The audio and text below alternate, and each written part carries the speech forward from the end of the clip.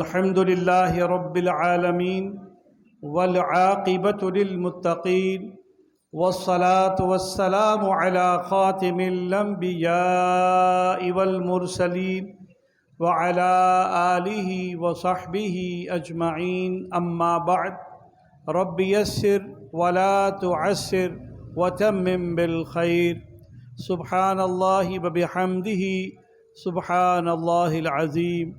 لا حول ولا قوة إلا بالله العلي العظيم الف لام میم ذلك الكتاب لا ریب فیہ ھدی للمتقین۔ الف لام میم وہ بلند رتبہ کتاب قرآن، کوئی شک کی جگہ نہیں، اس میں ہدایت ہے ڈر والوں کو۔ لا ریب فیہ کے عنوان سے منعقدہ ہفت روزہ درس قرآن کی آج چھٹی نشست، چھٹا درس، اور آج عنوان ہے فظن ان لن نقدر علیہ، تو یونس نے گمان کیا کہ ہم اس پر تنگی نہ کریں گے، یہ عنوان ہے۔ صاحبان ذی وقار، حضرت سیدنا یونس بن متیٰ علیہ السلام عراق کا ایک علاقہ ہے نینوا، وہاں پر اس قوم پر بھیجے گئے، اور وہ قوم بھی اپنے دیگر جو پچھلی قومیں تھیں انہی کے طریق پر چلتے ہوئے اللہ تبارک و تعالیٰ کی نافرمانی میں، شرک و بت پرستی میں اور دیگر مختلف گناہ کے کاموں میں پڑ گئی تھی۔ سیدنا حضرت یونس بن متیٰ علیہ السلام نے ان کو اللہ کی طرف بلایا اور بار بار ان کو رب ذوالجلال والاکرام کی توحید کی دعوت دی اور گناہوں سے باز آ جانے اور اپنی اتباع و اطاعت کا انہیں حکم دیا۔ اس قوم نے آپ کی دعوت کو قبول نہیں کیا، اور بالآخر سیدنا یونس بن متیٰ علیہ السلام نے، یونس علیہ السلام نے، جن کا لقب ذو النون ہے یعنی مچھلیوں والا، جناب سیدنا یونس علیہ السلام نے اس قوم کے لیے اللہ کی بارگاہ میں دعا کی۔ کس چیز کی دعا کی؟ کہ یہ قوم ہدایت پر نہیں آتی، یہ قوم نافرمانی میں گرفتار ہے، یہ قوم شرک و بت پرستی میں پڑی ہوئی ہے، یہ گناہوں میں گرفتار ہے۔ تو جناب یونس علیہ السلام نے اس قوم کے لیے دعا کی، اور دعا کرنے کے بعد آپ یہ دیکھیں کہ جتنے بھی انبیاء کرام تھے کہ جنہوں نے اپنی قوم کے لیے دعائے بد فرمائی، ان قوم پر ان کے کرتوت کی وجہ سے جو عذاب آنے والا تھا، تو جب اللہ کا حکم ہوتا تو وہ انبیاء اپنے چند ماننے والوں کو لے کر اس بستی کو چھوڑ دیتے۔ یہ ذرا نقطہ غور فرما لیجئے کہ جس نبی نے بھی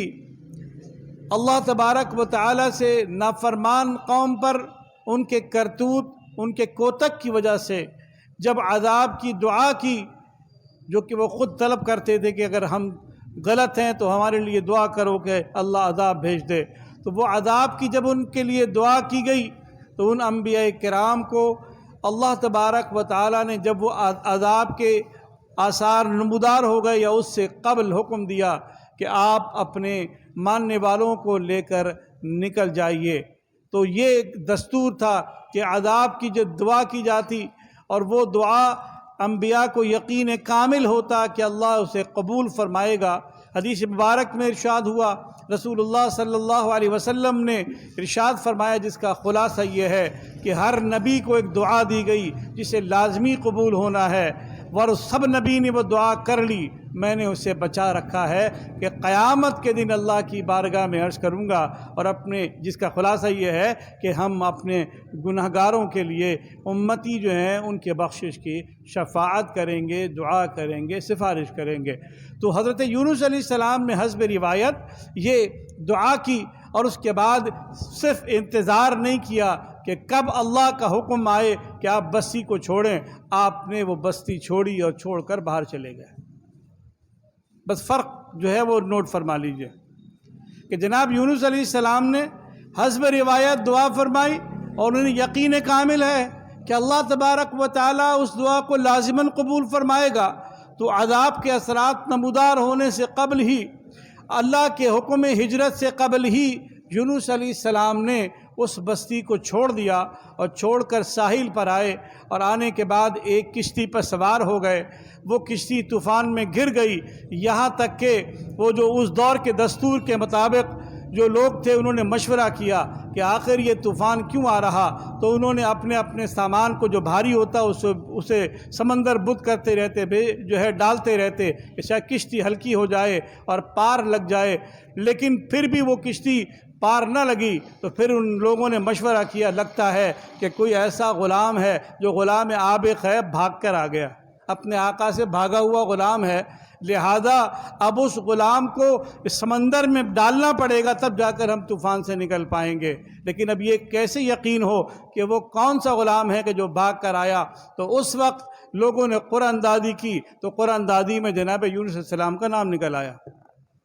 دوبارہ قرآن دادی ہوئی تب بھی آپ ہی کا نام نکلا، سہبارہ قرآن دادی ہوئی تب بھی آپ ہی کا نام نکلا۔ تو پھر دستور کے مطابق آپ کو سمندر میں چھلانگ لگانا پڑی۔ آپ سمندر میں جیسے ہی داخل ہوئے، ایک بڑی مچھلی جو تھی وہ منتظر تھی، اور اس مچھلی نے جناب حضرت سیدنا یونس علیہ السلام کو اپنے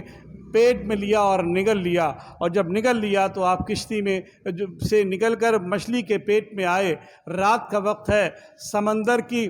جو ہے گہرائی ہے، اس کا اندھیرا ہے، رات کا اندھیرا ہے، اور پھر مچھلی کے پیٹ کے اندر اندھیرا ہے، یعنی 3 ظلمات، 3 اندھیریوں میں یونس علیہ السلام موجود ہیں۔ اب بتائیں مچھلی کے پیٹ میں جا کر کوئی شخص کبھی زندہ بچا ہے؟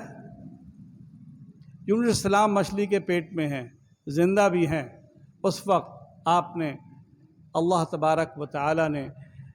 اللہ تبارک و تعالی سے دعا کی۔ قرآن کریم نے اس واقعے کو یوں بیان فرمایا ہے، غور سے سماعت فرمائیے تاکہ آپ کو لا ریب فیہ جو ہم کہہ رہے ہیں اس کا فرق معلوم ہو جائے۔ وَذَنُّونَ، اور مچھلیوں والا یعنی یونس علیہ السلام۔ وَذَنُّونَ إِذْ ذَهَبَ مُغَاضِبًا، جب چلا غصے میں بھرا، یعنی جب اپنی قوم کے حالات کو دیکھ کر اللہ سے دعا کر دی، اللہ ان کے کوتک کی وجہ سے، ان کے کرتوت کی وجہ سے، ان کی نافرمانی کی وجہ سے، ان کے گناہ گاری کی وجہ سے، ان کے عصیان کی وجہ سے، تجھے نہ ماننے کی وجہ سے، شرک و بت پرستی میں گرفتاری کی وجہ سے، گناہوں میں ڈوبے رہنے کی وجہ سے، اللہ ان پر عذاب نازل فرما دے۔ اب عذاب ان قوم پر ناراض ہوئے، غصے میں ہیں، اور عذاب کی دعا کی، انتظار نہ کیا کہ کب اللہ کا حکم ہوتا کہ ہجرت فرمائیں، بستی کو چھوڑیں، پہلے نکل آئے۔ تو قرآن نے اس طرح بیان فرمایا، وَذَنُّونِ اِذْ ذَهَبَ مُغَاضِبًا، کہ اور مچھلیوں والا جب چلا غصے میں بھرا، یعنی اب غصہ کس بات کا ہے کہ یہ قوم نہیں مان رہی ہے۔ فَظَنَّ، پھر گمان کیا، أَلَّن نَقْدِرَ عَلَيْهِ، فَظَنَّ، پس گمان کیا، أَلَّن نَقْدِرَ عَلَيْهِ، کہ ہم ہرگز اس کو نہیں پکڑ سکیں گے، معاذ اللہ۔ آپ ذرا غور فرمائیں، نبی ہے، اللہ کا نبی ہے، ظن کسے کہتے ہیں میں بھی آگے عرض کر دیتا ہوں، لیکن صرف ترجمہ ان لوگوں کا عرض کر رہا ہوں کہ جن کی بے احتیاطی نے دشمنان دین کو اور ان لوگوں کو جو اسلام کے قریب بھی آنا چاہیں، اتنا ان کو شک میں ڈال رکھا ہے کہ وہ سمجھ نہیں پا رہے کہ یہ قرآن کریم آخر انبیاء کرام کی عصمت کے بارے میں کیا کہتا ہے۔ کیا انبیاء کرام کا کوئی ایسا عقیدہ ہو سکتا ہے کہ اللہ تبارک و تعالی اس کو نہیں پکڑے گا؟ تو آپ سنیے، فَظَنَّ أَلَّن نَقْدِرَ عَلَيْهِ، کہ انہوں نے گمان کیا کہ اللہ تبارک و تعالی ان کو نہیں پکڑے گا، نہیں پکڑ سکے گا، معاذ اللہ، ہرگز نہیں پکڑے گا۔ یہ ترجمہ ہمارا نہیں ہے، لیکن صرف عرض کر رہا ہوں۔ اب آگے اللہ رب العالمین بیان فرماتا ہے، فَنَادَى فِي الظُّلُمَاتِ، پھر اندھیریوں میں پکارا، یہاں ایک جگہ ہے ظلمات الثلاث، 3 اندھیریوں میں پکارا۔ جیسے میں نے عرض کیا، رات کا وقت ہے، سمندر کے اندر ہے، سمندر کا اندھیرا ہے، مچھلی کے پیٹ میں ہے، مچھلی کے پیٹ کا اندھیرا، 3 ظلمات میں پکارا، اللہ الہ الا انت سبحانک، کہ کوئی معبود نہیں پروردگار تیرے سوا، سبحانک، تیرے لیے پاکی ہے، انی کنت من الظالمین، بے شک مجھ سے بیجا ہوا، میں نے اپنے اوپر بظاہر ظلم کیا کہ میں نے تیرے حکم کا انتظار نہیں کیا۔ تو اللہ تبارک و تعالیٰ فرماتا ہے فَاسْتَجَبْنَا لَهُ وَنَجَّيْنَاهُ مِنَ الْغَمِّ، تو ہم نے اس کی پکار کو سن لیا اور اسے غم سے نجات بخشی۔ وَكَذَلِكَ نُنْجِي الْمُؤْمِنِينَ، اور یوں ہی ہم نجات دیں گے مسلمانوں کو۔ اب یہاں غور فرمائیے گا، میں گفتگو کو دوبارہ جوڑوں گا وہیں سے، لیکن فَظَنَّ أَن لَّن نَّقْدِرَ عَلَيْهِ، اب یہاں پر کیا معاملہ ہوتا ہے کہ جناب یونس السلام جب اس کے اندر ہوتے ہیں، یہ دعا پڑھتے ہیں لا الہ الا انت سبحانک انی کنت من الظالمین، جب یہ دعا پڑھتے ہیں اللہ تبارک و تعالیٰ ان کی دعا کو قبول فرماتا ہے اور پھر ان کو اس غم سے نجات دیتا ہے کہ یونس السلام کو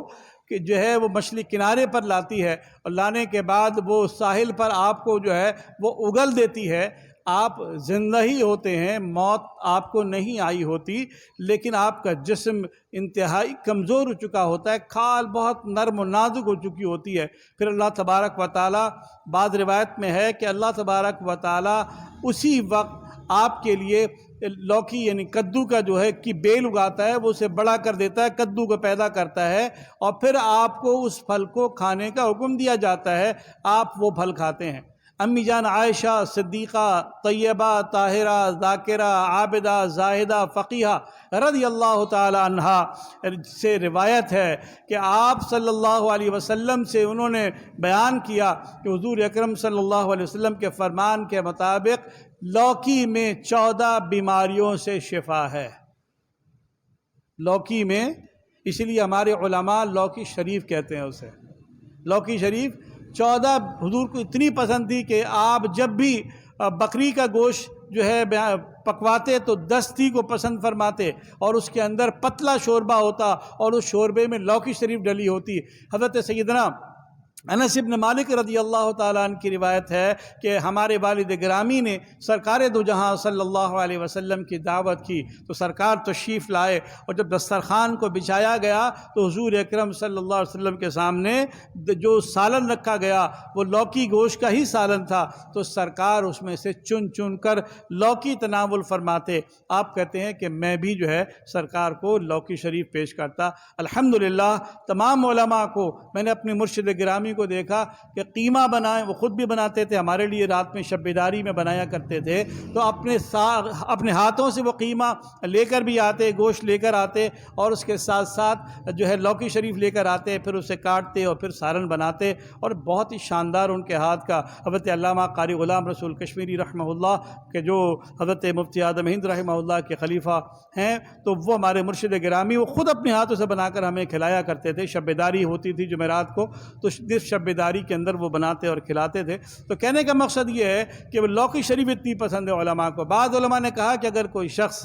مسلمان ہو اور لوکی شریف کو ناپسند کرے تو سوچے کہ وہ سرکار کے سنت کے خلاف ورزی کر رہا ہے، اور اگر توہین کرے گا تو گردن زنی کے قابل ہے، اسے گردن مار دی جائے گی، کیونکہ سرکار کو پسند ہے۔ تم کون ہوتے ہو ناپسند کرنے والے؟ نہیں کھانا ہو مت کھاؤ۔ اس لیے لوکی شریف 14 بیماریوں کی شفا ہے۔ بہرحال عرض کر رہا ہوں کہ جناب حضرت یونس السلام کے لیے اللہ تبارک و تعالیٰ نے انتظام فرمایا، اور پھر آپ نے اس پھل کو تناول فرمایا۔ چند دنوں کے بعد ہی آپ جو ہے تندرست و توانا ہو گئے۔ لیکن جب یہاں معاملہ تھوڑا مختلف ہوا، وہ اگلی آیت بھی میں تھوڑا سا اسی ضمن میں عرض کر دوں گا کہ یہاں بھی معاملہ مختلف ہوا کہ جب یونس السلام بستی کو چھوڑ کر چلے تو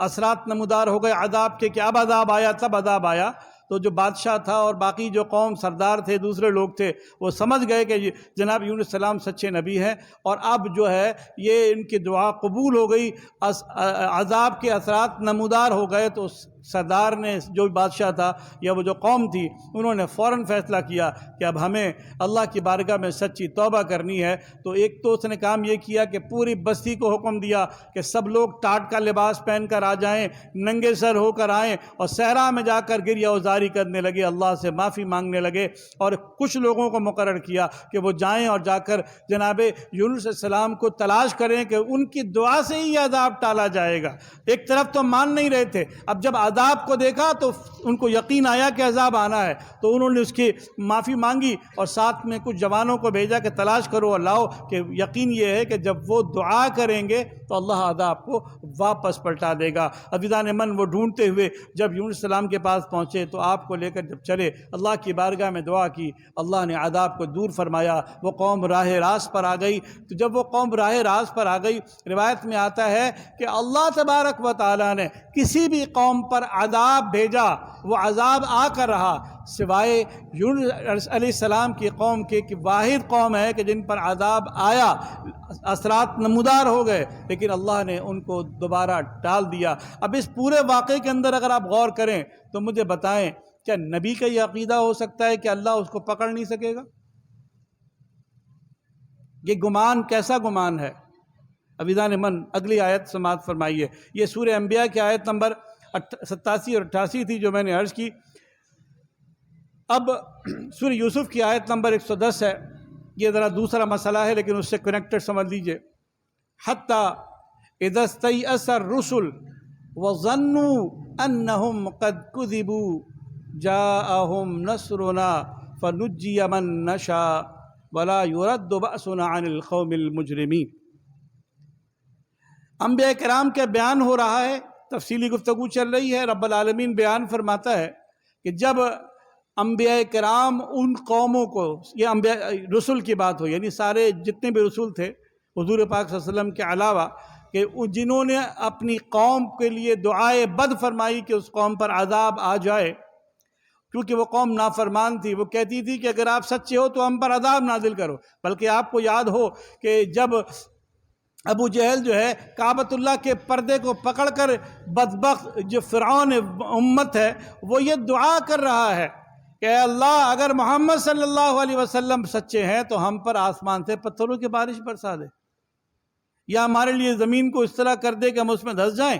اس طرح کی وہ دعا کر رہا ہے۔ حالانکہ دعا یہ ہونی چاہیے اگر وہ سچے ہیں تو ہمیں ہدایت دے کہ ہم ان کے تابعدار بن جائیں، مگر چونکہ ابو جہل ہے تو ابو جہل ابو الحکم نام رکھنے سے وہ ابو الحکم بن نہیں سکتا جب تک کہ اپنی جہالت کو دور نہ کرے۔ یاد رکھیں، بعض اوقات بہت پڑھے لکھے ہوتے ہیں لیکن بہت جاہل ہوتے ہیں، اور بعض لوگ ان پڑھ ہوتے ہیں لیکن الحمدللہ بڑے عقل مند ہوتے ہیں۔ اس کی وجہ یہ ہے کہ یہ اللہ کا انعام ہے کہ جن کو اللہ تبارک و تعالیٰ عقل عطا فرماتا ہے۔ پڑھے لکھے لوگ تھے، یہ وہ لوگ تھے، لیکن ان کے عقیدے اور ان کے معاملات کو آپ دیکھیں تو یہ اسلام کے بالکل خلاف گئے، دشمن بنے اسلام کے، کہ خود سرکار نے صلی اللہ علیہ وسلم ابو جہل کو امت کا فرعون قرار دیا ہو کما قال علیہ السلام۔ تو جب بھی کسی قوم نے نبی سے، رسول سے یہ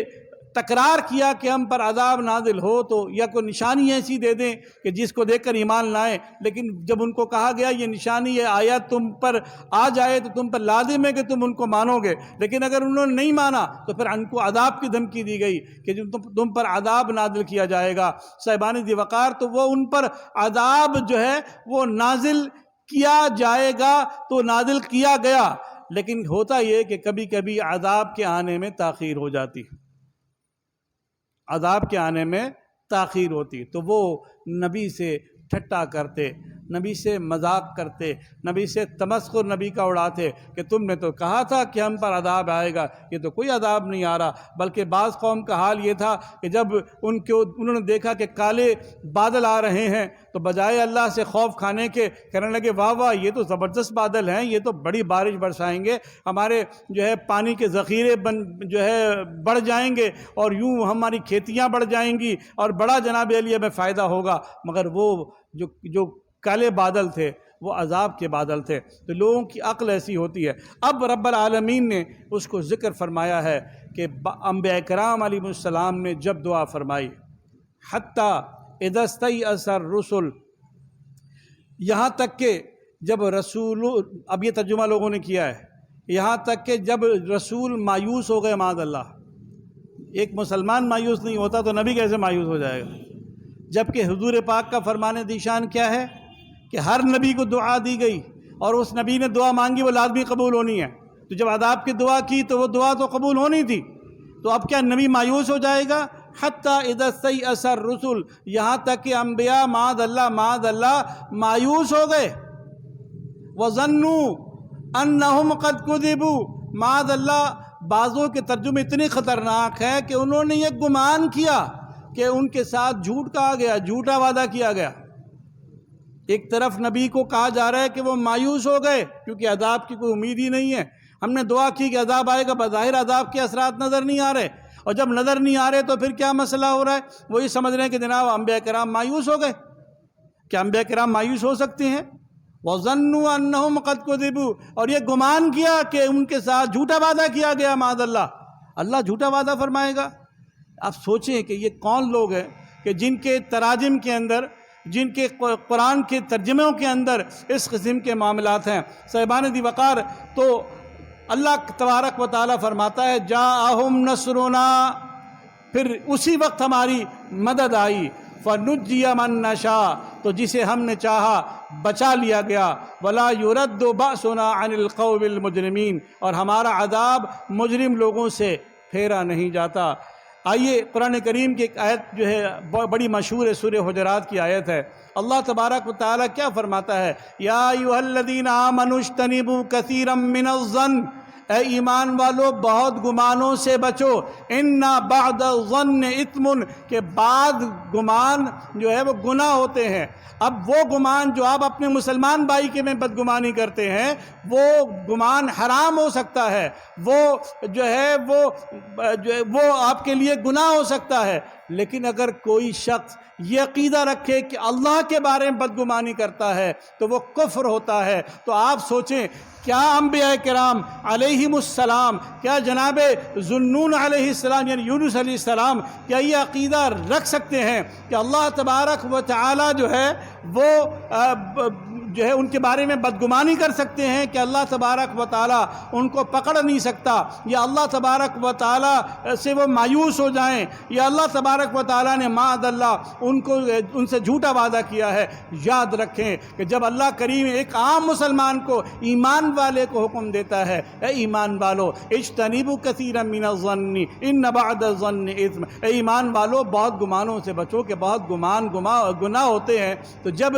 امتی کو یہ حکم دیا جا رہا، نبی تو سب سے افضل و اعلیٰ ہوتا ہے، سارے انبیاء ہمارے سر کے تاج ہیں، سارے انبیاء سارے امتیوں سے افضل و اعلیٰ ہیں، تو اب وہ انبیاء کرام کیا ایسا عقیدہ رکھ سکتے ہیں؟ کیا رب کے بارے میں ان کا یہ عقیدہ ہو سکتا ہے؟ خدا کی قسم نہیں ہو سکتا۔ اس لیے ہم کہتے ہیں الف لام میم ذالک الکتاب لا ریب فیہ ھدی للمتقین، وہ الف لام میم، وہ بلند رتبہ کتاب قرآن، کوئی شک کی جا نہیں،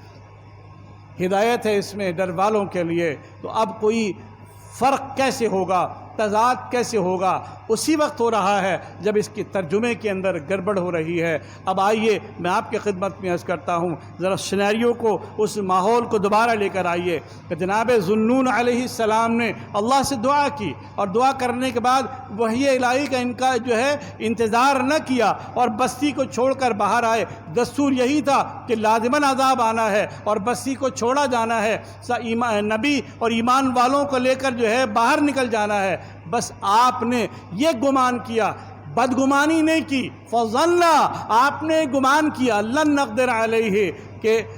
ہم اس پر تنگی نہیں کریں گے، ہم اس کے جو دعا ہے اس کو رد نہیں کریں گے۔ اللہ کریم یہ فرماتا ہے لن نقدر علیہ، ہم اس کو پکڑ نہیں سکیں گے۔ یہ نبی کا عقیدہ ہو ہی نہیں سکتا، یہ مسلمان کا عقیدہ نہیں ہو سکتا، بلکہ فانفذوا لا تنفذون الا بسلطان، کہ اللہ کریم تو سورہ رحمان کے اندر یہ بیان فرماتا ہے یا معشر الانس یا معشر الجن والانس، اے جن و انس کے گروہ، اگر تم چاہو کہ آسمان و زمین کے کناروں سے نکل سکو تو نکل جاؤ، جہاں جاؤ گے تم اللہ کی بادشاہی کو پاؤ گے۔ اللہ تبارک و تعالیٰ تمہیں اپنی ہمیشہ اپنے دسترس میں، دست قدرت میں رکھے گا، پکڑ میں رکھے گا، اپنی رحمت میں رکھے گا۔ تو تم کیسے یہ گمان کر سکتے ہو ایک نبی یہ عقیدہ رکھے کہ معاذ اللہ جو عقیدہ کفر ہے ایک مومن کے لیے، وہ نبی عقیدہ کیسے رکھ سکتا ہے کہ فظن لن نقدر علیہ، کہ ہم اس کو پکڑ نہیں سکیں گے۔ امام احمد رضا کا ترجمہ ہے وہ لا ریب فیہ، اس قرآن جس میں کوئی شک نہیں ہے اس کو ظاہر کرتا ہے، کوئی فرق نہیں ہے۔ اور آپ نے ترجمہ کیا تو گمان کیا کہ ہم اس پر تنگی نہ کریں گے، یعنی اس کی دعا کو رد نہ کریں گے۔ پھر 3 اندھیریوں میں پکارا یونس علیہ السلام نے کہ کوئی معبود نہیں سوا تیرے، پاکی ہے تجھ کو، بے شک مجھ سے بھیجا ہوا۔ تو ہم نے اس کی پکار کو سن لی اور اسے غم سے نجات بخشی، اور ایسی ہی نجات دیں گے ہم مسلمانوں کو۔ معلوم یہ ہوا کہ مومنین اپنے رب سے اگر صحیح گمان رکھیں گے، صحیح عقیدہ رکھیں گے، تو پھر اللہ تبارک و تعالیٰ ان کو بھی ایسے ہی نجات دے گا۔ ہم نے اپنے بزرگوں سے، بڑوں سے دیکھا، جب کبھی مشکل ہو رہی تھی، جب کوئی مسائل ہو رہے تھے، جب کوئی مشکلات ہو رہی تھی، جب خانہ جنگی ہو رہی تھی، تو ہر کسی کو یہ کہا جاتا کہ تم لا الہ الا انت سبحانک انی کنت من الظالمین، اس آیت کریمہ کے اس حصے کو بطور وظیفہ پڑھو، جسے ہم آیت کریمہ کا ختم کہتے ہیں۔ یہ وہ آیت کریمہ ہے، لا الہ الا انت سبحانک انی کنت من الظالمین۔ یہ پڑھو کہ اللہ نے جب یونس علیہ السلام کو مچھلی کے پیٹ سے نکالا تو تمہیں بھی مشکلات سے نکالے گا۔ تو معلوم یہ ہوا کہ جب ہم ترجمہ کریں گے فَظَنَّ أَن لَّن نَّقْدِرَ عَلَيْهِ کہ یہ معاذ اللہ کہ وہ یہ گمان کریں یونس علیہ السلام کہ اللہ ہم اس کو پکڑ نہیں سکتے، تو یہ ترجمہ بہت خرابی کا باعث ہے۔ امام احمد رضا، امام عشق و محبت فرماتے ہیں تو گمان کیا کہ ہم اس پر تنگی نہ کریں گے، یعنی جو دعا ہے اسے ضرور قبول کیا جائے گا۔ یوں ہی جب حتیٰ اذا استیأس الرسل کہ یہاں تک کہ رسول مایوس ہو گئے، کیا کہ جناب عذاب تو آ ہی نہیں رہا، کچھ بھی اثرات نمودار نہیں ہو رہے، یہ ترجمہ جو امام عشق و محبت امام محمد رضا صاحب کنز الایمان میں فرماتے ہیں، یہاں تک کہ جب رسولوں کو ظاہری اسباب کی امید نہ رہی۔ آپ ترجمہ غور فرمائیے، وَظَنُّوا، اب وہاں ظنّوا میں یہ انبیاء نہیں ہیں، رسول نہیں ہیں، وَظَنُّوا لوگوں نے گمان کیا انہم قد کذبوا کہ معاذ اللہ رسولوں نے ان سے غلط کہا تھا، وہ خوشیاں منانے لگے اور کہنے لگے اے انبیاء تم تو کہتے تھے ہم اللہ کے نبی اور رسول ہیں، تم نے دعا کی ہمیں دیکھا کچھ بھی نہیں ہو رہا۔ تو فظنوا جو ہے وہ راجع ہوگا کس کی طرف؟ لوگوں کی طرف، قوم کی طرف۔ فظنوا وہ انہوں نے گمان کیا، لوگ سمجھے انہم قد کذبوا کہ انبیاء کرام نے ان سے جھوٹا وعدہ کیا تھا۔ اب کہاں پر لوگوں کا قول اور کہاں اس قول کو نبی کی طرف، انبیاء کی طرف، رسولوں کی طرف جو ہے منسوب کر دینا، کتنی بڑی ٹھوکر ہے۔ یہ ٹھوکر صرف ان کی ٹھوکر نہیں ہے بلکہ یہ وہ ٹھوکر ہے کہ جب امام احمد بن حنبل رضی اللہ تعالیٰ عنہ فتنہ خلق قرآن پر اپنا موقف دیتے ہیں کہ قرآن مخلوق نہیں ہے، تو آپ کو گرفتار کر کے اس وقت کا جو خلیفہ ہے وہ گرفتار کر کے زنجیروں میں جکڑ کر آپ کو لے کر جاتا ہے۔ اسی دوران میں آپ دیکھتے ہیں کہ ایک شخص جو ہے نوجوان وہ نشہ کر کے جو ہے وہ کبھی ادھر ڈولتا ہے کبھی ادھر ڈولتا ہے، تو آپ اس بیڑی کے عالم میں، بیڑی پاؤں اور ہاتھ میں آپ کی بندھی ہوئی ہے، بیڑیاں بندھی ہوئی ہیں، اور آپ اس کو پکارتے ہیں اور کہتے ہیں اللہ کے بندے ہوش میں رہ، اپنے ٹانگوں کو سنبھال کر چل کہ تو اگر کہیں ڈھلک گیا گر گیا تو نقصان ہو جائے گا۔ اس نے بڑے غور سے، نشے کے عالم میں تھا، غور سے دیکھا، کہا امام احمد آپ جس جگہ جا رہے ہیں ذرا سنبھل کر چلیے، اگر آپ ڈگمگائیں گے تو پوری امت ڈگمگا جائے گی، اگر میں ڈگمگایا تو صرف میں ہی گروں گا۔ تو یاد رکھیں کہ یہ جو ترجمہ ہے کہ جس میں یہ کہا جائے کہ نبی مایوس ہو گئے، یہ ترجمہ تو نہیں ہو سکتا۔ ترجمہ تو یہ ہے جو امام عشق محبت نے فرمایا، یہاں تک کہ جب رسولوں کے ظاہری اسباب کی امید نہ رہی، اور وَظَنُّوا أَنَّهُمْ قَدْ كَذِبُوا یہ ترجمہ رسول نے گمان کیا کہ ان سے جھوٹا وعدہ کیا گیا، معاذ اللہ یہ ہو نہیں سکتا۔ جس نے بھی ترجمہ کیا اپنے گھروں میں جائیے، کھولیے اور دیکھیے کہ ترجمہ کیا لکھا ہوا ہے۔ یہ سورہ یوسف کی آیت نمبر 110 ہے۔ وَظَنُّوا لوگوں نے گمان کیا، لوگ سمجھے، أَنَّهُمْ قَدْ كَذِبُوا کہ ان کے ساتھ رسولوں نے غلط کہا تھا۔ تو تب اللہ فرماتا جاءہم نصرنا، بس اسی وقت ہماری مدد آئی، فننجی من نشاء